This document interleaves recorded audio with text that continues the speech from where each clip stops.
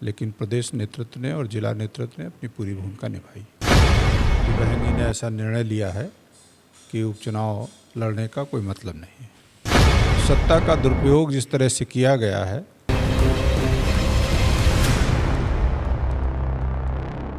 नमस्कार। श्री संवाद में आज हमारे साथ हैं बहुजन समाज पार्टी के नेता पूर्व विधायक महेंद्र सिंह यादव जी।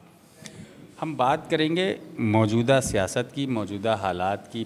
पॉलिटिक्स कहाँ जा रही है प्रदेश की, पॉलिटिक्स का मिजाज क्या है, पॉलिटिक्स में नारों का मतलब क्या निकलता है और उपचुनाव जो हुए हैं उसके क्या हालात हैं।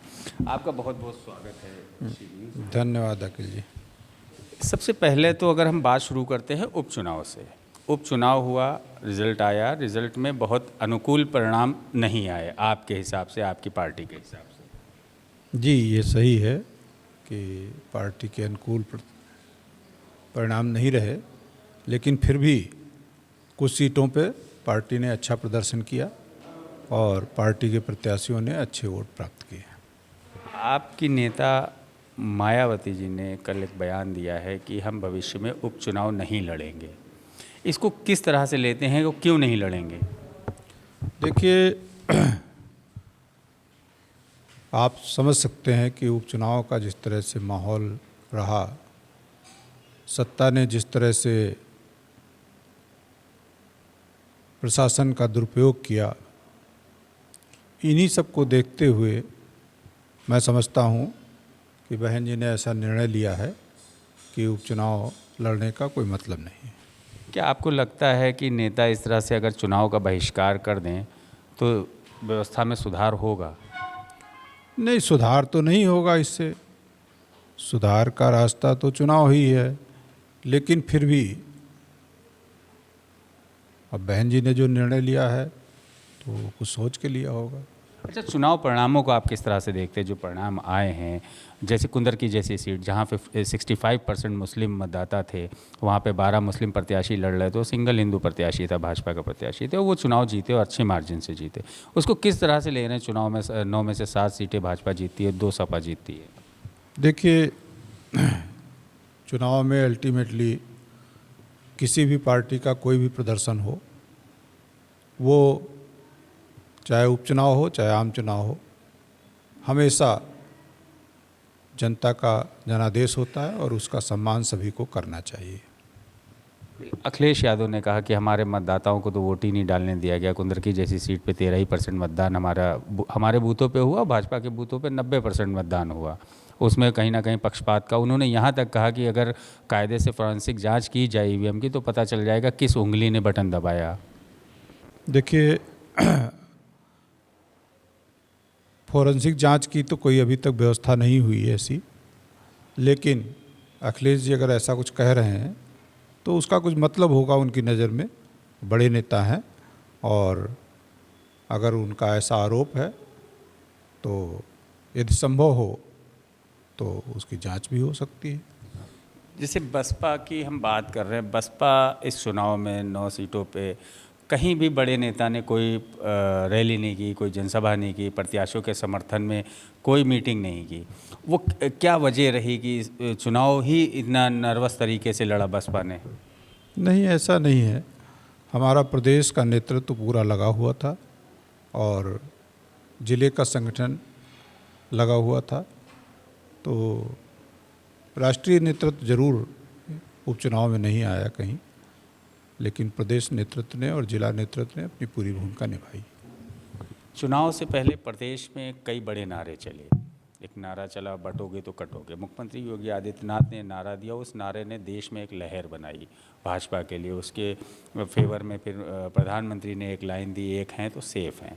वो नारे कहीं ना कहीं कामयाब होते दिखे। यहाँ से लेके महाराष्ट्र हो या और राज्यों में जो उपचुनाव हुए हों, वहाँ भी भाजपा ने अच्छा प्रदर्शन किया। क्या आपको लगता है इस तरीके के नारे राजनीति में होना ज़रूरी अब हो गए हैं? देखिए, नारे तो जो भी देता है, जिस पार्टी का नेता नारा देता है, वो अपने कार्यकर्ताओं में उत्साह भरने के लिए देता है। ये हमेशा से होता आया है। तो लेकिन जिस नारे की आप जिक्र कर रहे हो, ये नारा कहीं सफल हुआ, कहीं असफल भी हुआ है। अगर महाराष्ट्र जीत लिया है भाजपा ने तो झारखंड हार भी तो गई है। तो ऐसा नहीं है, अपने कार्यकर्ताओं में उत्साह जगाने के लिए नारों का इस्तेमाल किया जाता है, वो उसका परिणाम कुछ भी आ सकता है। झारखंड की बात आपने की, तो झारखंड में भाजपा का कहना यह है कि वहाँ पे आदिवासी बहुल क्षेत्र है, तो वहाँ हम अपनी बात समझाने में कामयाब नहीं हो पाए। यही मैं कह रहा हूँ कि नारों से या चुनाव प्रचार से अपने लोगों में उत्साह तो भरा जा सकता है, लेकिन जनता का मूड क्या है ये पता नहीं चलता है। और ये जो परिणाम आने के बाद पता चलता है कि जनता को क्या चीज़ पसंद आई और उसकी क्या आवश्यकताएं हैं और किस बात पर उसने जनादेश दिया है। चुनाव के दौरान तमाम चीज़ें देखी गई कि पुलिस बूथ तक नहीं जाने दे रही है, वीडियोस तमाम वायरल हुए कि पुलिस तमंचा लेके, बंदूक लेके, पिस्टल लेके दौड़ा रही है, महिलाओं के आगे तान रही है। इस तरह से चुनाव को आरोप लगा रहे हैं विपक्षी दल, उसमें आपका बसपा का क्या स्टैंड है कि जो कहा है, जो आरोप लग रहे हैं, सपा लगा रही हो या और दल लगा रहे हो? देखिए, ये सारी चीज़ें जो आप बता रहे हैं ये तो सोशल मीडिया, इलेक्ट्रॉनिक मीडिया में सबको दिख रहा है और सत्ता का दुरुपयोग जिस तरह से किया गया है यही बहन जी ने कहा है और इसी के नाते उन्होंने भविष्य में उपचुनाव न लड़ने का निर्णय लिया है। मतलब बसपा भी इस चीज़ को मान रही है कि चुनाव में पूरी तरह से धांधली की गई। हम आते हैं लेटेस्ट मुद्दे पे।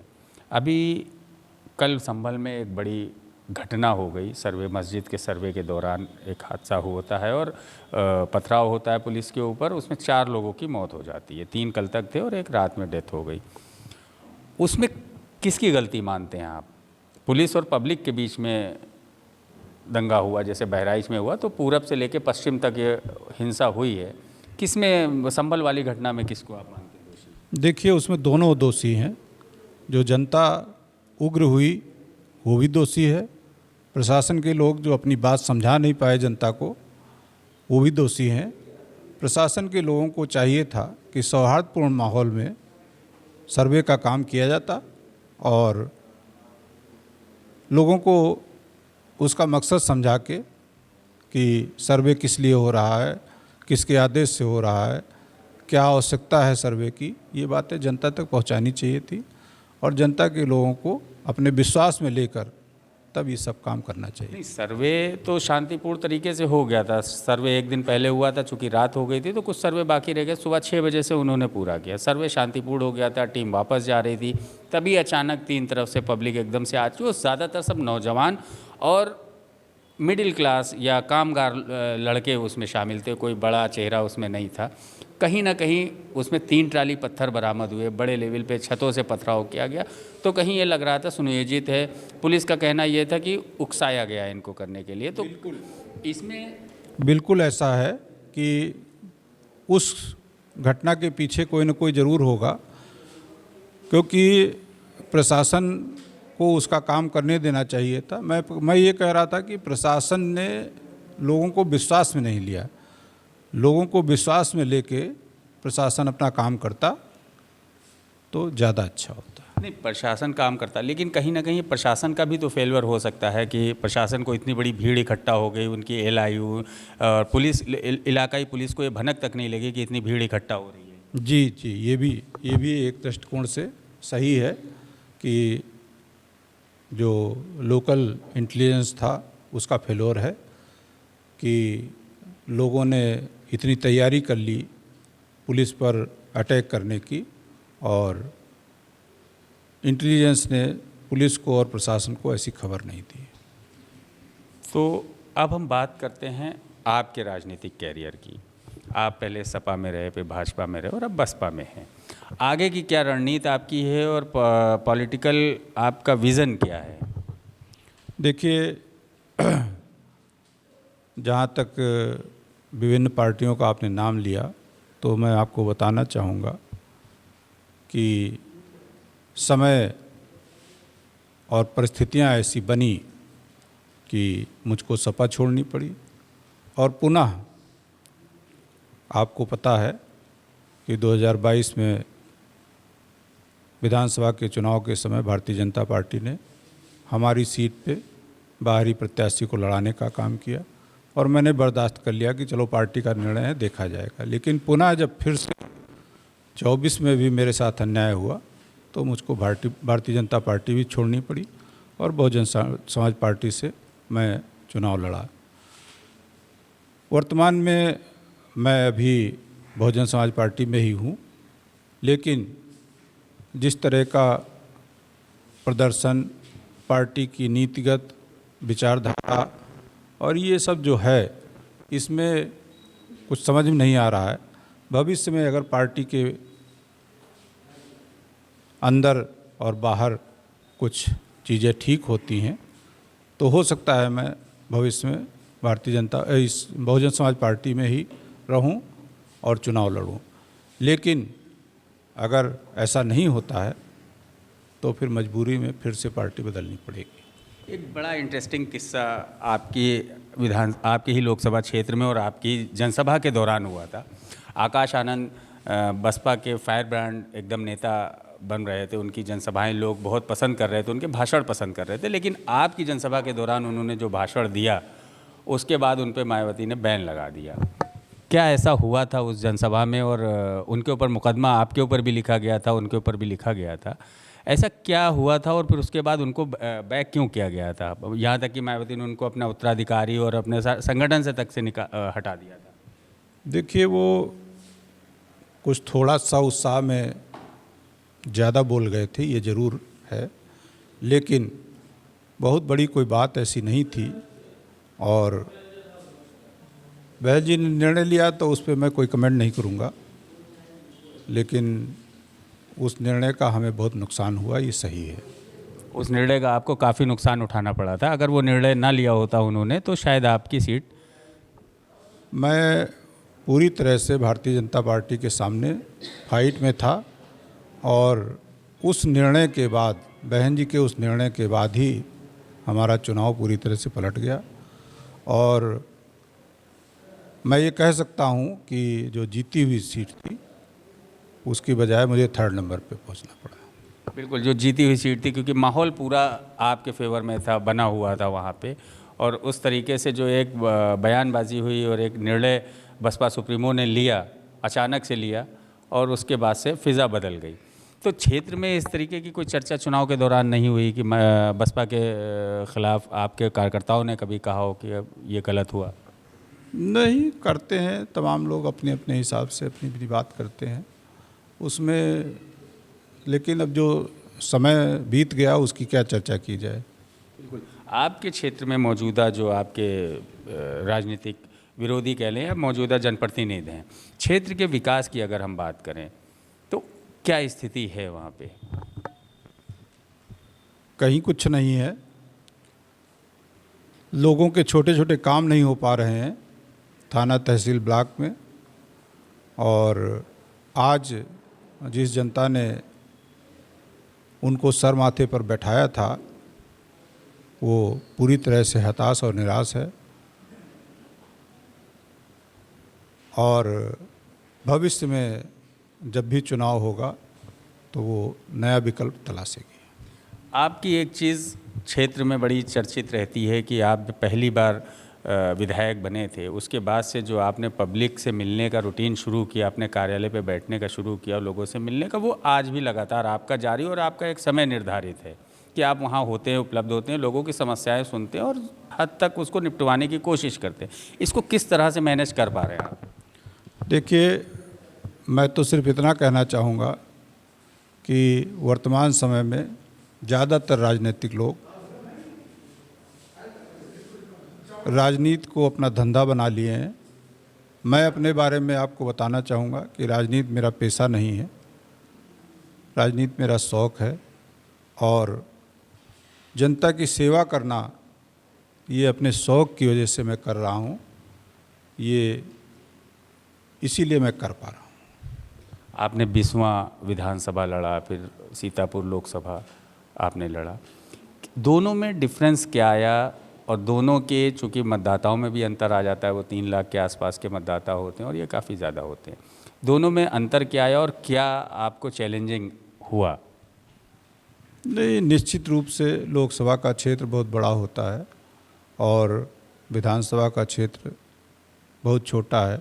मेरे जैसे व्यक्ति के लिए, जिसको आपने खुद ये स्वीकार किया कि मैं हमेशा जनता के बीच में रहता हूँ, जनता की समस्याओं को दूर करने का काम करता हूँ, मेरे जैसे व्यक्ति को भी बड़ा क्षेत्र होने की वजह से पूरी चीज़ें संभालनी और समझने में दिक्कत हुई।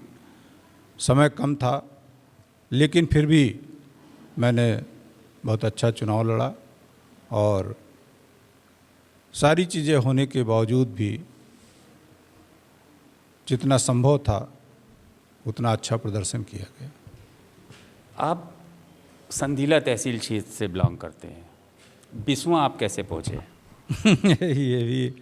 ये भी एक समय की बात है कि मैं 2012 में संडीला में विधानसभा के लिए प्रयासरत था।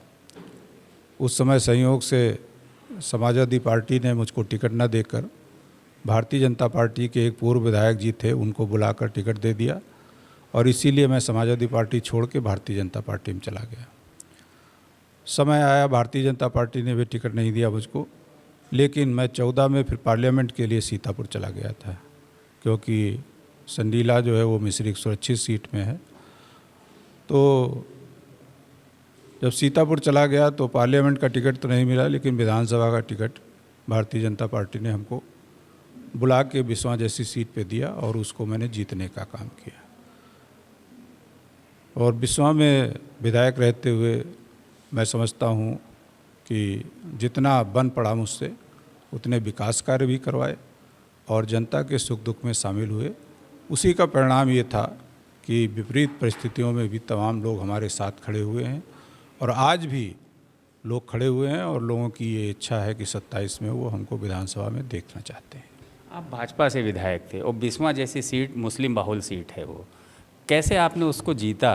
क्या टेक्निक इस्तेमाल की? देखिए, वो कोई टेक्निक नहीं, मैंने जनता का प्यार और जनता का विश्वास जीता था और जनता ने मुझको सरमाथे पे बैठाया और चुनाव जिताने का काम किया।